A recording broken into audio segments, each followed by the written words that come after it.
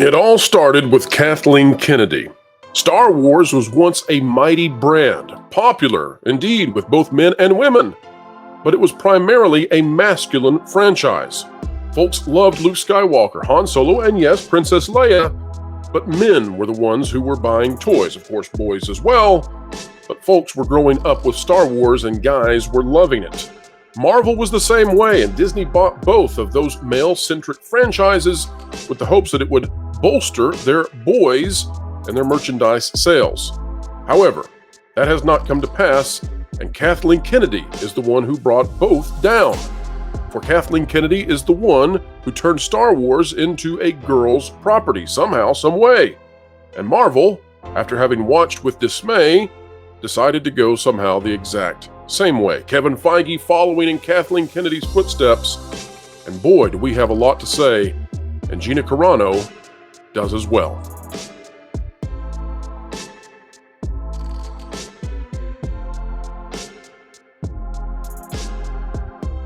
Hello folks, welcome back to the WDW Pro channel. We have an unusual Friday evening release, but there's just so much news and we have to cover it. We endeavor to explain entertainment, keep you ahead of the culture curve. Yes, Marvel has indeed gone to the cats, not the dogs, because things have gotten so bad that the Marvels is now being advertised using kitty cat streams, and it's not going well. We've got much more to cover on that, but first let's go to Gina Carano, who was taking it on the chin when it came to the way that Kathleen Kennedy and Star Wars destroyed this thing first. And then it would be, of course, Marvel that would take on that exact same sort of strategy that destroyed it all. Here's what Gina Carano had to say in a recent tweet. We're going to start calling these the Carano files, according to Jonas J. Campbell. Gina has this to say, and this goes right back to Kathleen Kennedy again. Get ready, folks. She says, do you think this behavior of creating bots was exclusive to HBO Max, or that maybe other major studios do this as well? She goes on to talk about Bob Iger thinking about buying Twitter, but that's really not what we are looking at here. But this is what we want. She says, what if it was used for something much more sinister? These damn critical YouTubers have too many followers. They are gaining traction. Let's censor them. On top of sending in the fake bot armies, just enough to get the yes men and useful idiots on board and rolling. That leads to firing a person who thinks differently because they can't control their voice. Need a reason to fire her? Get this hashtag trending. Say that she said something bad when she isn't bad at all. Twist her words, and hey, as long as it's in the headlines, no one will ask any questions. It must be true. She says that she told them in an email talking about Lucasfilm and over the phone about these bot armies and how they start the negative narrative, and then the young kids would join in, not realizing they're being manipulated, and then websites and small news jump on board to be cool with kids. And before you know it, you're trending, and the Hollywood media devours it. I told them I believed that was what was happening to me, talking about Gina Carano. A manipulated mob being used every day to spread propaganda to protect the most corrupt. They didn't need to buy Twitter. They just needed to buy the narrative. Now, this is what Gina is alleging, apparently, although not directly, but alleging happened. Kathleen Kennedy would be the most corrupt.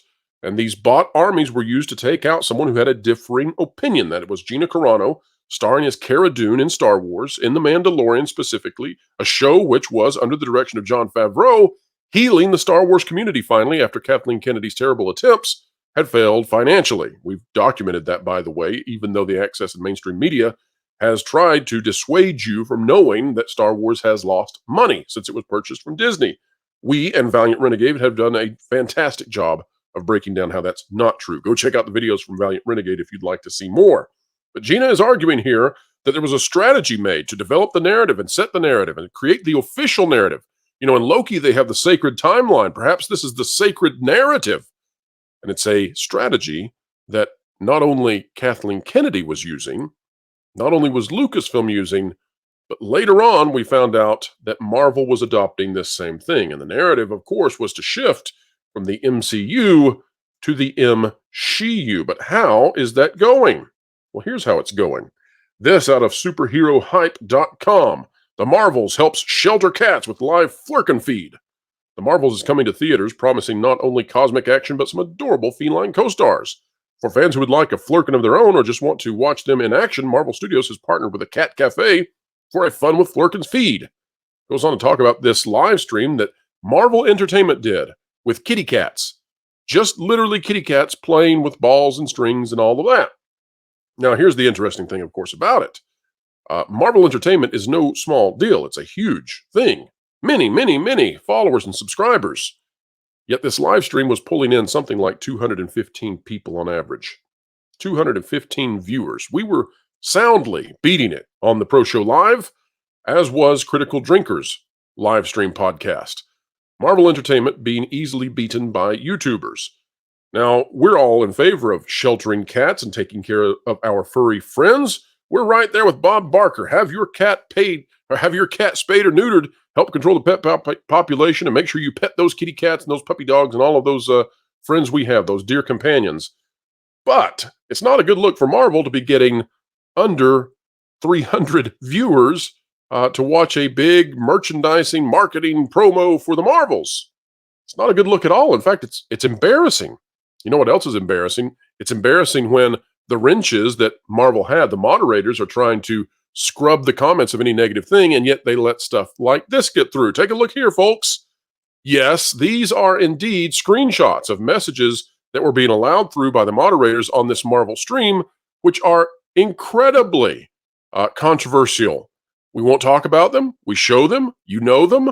And this is what was coming through. Meanwhile, yours truly and others were being banned from the Marvel live chat, probably because we weren't posting anything crazy or incendiary, but because we are the type of individuals who are known, and Marvel doesn't want us around. Yet they seem to allow this kind of stuff. Now, why does this happen? Well, it happens because they have filled their ranks with people who have no sense whatsoever. Probably we're talking about college interns who are in the crazy side of things because they have come on board to studios that are following the Kathleen Kennedy way. That's right. And what is the Kathleen Kennedy way?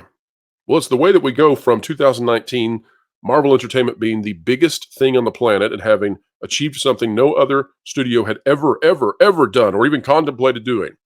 A decade plus of incredible, successful, money, bank-busting kind of projects to now being a failure. Now, outlets like The Guardian, which is no conservative or moderate bastion of truth. The Guardian, a mainstream outlet out there, a newspaper of record, saying from hero to zero, is this really Marvel's endgame? A bombshell new report details the many problems the once unstoppable superhero brand is facing by Stuart Heritage.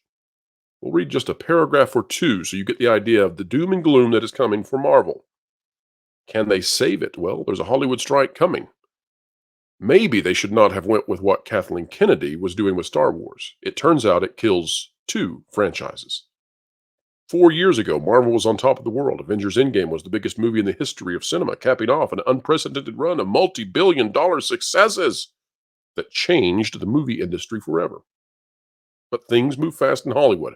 Variety has just published a new deep dive on the studio, ominously headline Crisis at Marvel. And well, things don't look good. How bad it is depends on your basic level of optimism. If you're a diehard fan, then it's easy to see Marvel's troubles are merely a blip that can quickly be fixed. Anyone less sympathetic, meanwhile, might see its current plight as just another waypoint on the road to total annihilation. Wow. Wow. Folks, if this is where Marvel is, and they're calling it annihilation, where's Star Wars? Because Star Wars can't even put a movie out. Think about that for a minute. And then remember where it all started.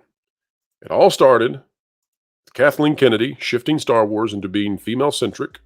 It was just as ludicrous as if you had tried to shift Barbie into being a boy-dominated kind of brand. Ludicrous. And then, because it was ludicrous and because it failed, the attacks began on people like Gina Carano, on people who criticized it like the YouTubers out there who rightly said this isn't going to work. The narrative was formed, and Marvel followed the lead, shockingly, of a studio that was failing, and an executive who probably should have been out the door from the moment she came in, Kathleen Kennedy. Kevin Feige only has himself to blame, but it's because he followed the lead of Kathy. And that is the story for today. All right, folks, tell us what you think about this one. Let us know down in the comments below.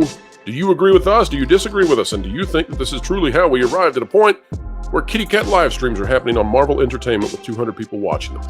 Let us know. Like, share, subscribe, and when you click it, you stick it to the algorithms. It's the notification bell. And folks, wherever you are and whatever you're doing, keep learning, keep growing, and keep having fun. Clickbait. Fraud. Drama queen. Ugh. I wish there was a channel that was 5 to 6 minute news reads without the drama, frauds, and clickbait that could accurately let me know the current news, providing my crucial context utilizing all the different That Park Place contributors and creators. Well, stupid. There is. It's the That Park Place YouTube channel, which will be going live real soon, so make sure you're subscribed so you can really stick it to the algorithms. You're joking. Nope.